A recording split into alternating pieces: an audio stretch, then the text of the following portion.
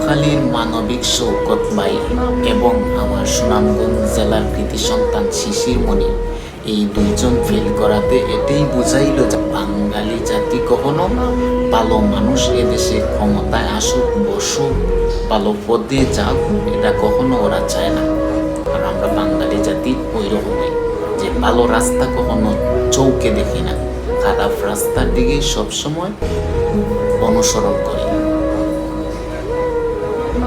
এই দেশের মানুষ চায়, এই বাঙালি জাতি চায় যে খারাপ মানুষগুলি ক্ষমতায় গিয়ে বসে থাকুক আর ওদের গোলামি করতে থাকুক ওরা আজীবন। ওরা কখনো গোলামি থেকে বের হতে পারবে না। এই দেশের মানুষ চায় টেন্ডারবাজ, চাঁদাবাজ, সুদখোর, ঘুষখোর সবাই গিয়ে ক্ষমতায় বসে থাকুক। ওদেরকে ক্ষমতায় বসানোর জন্য পাগল হয়ে যায় বাঙালি।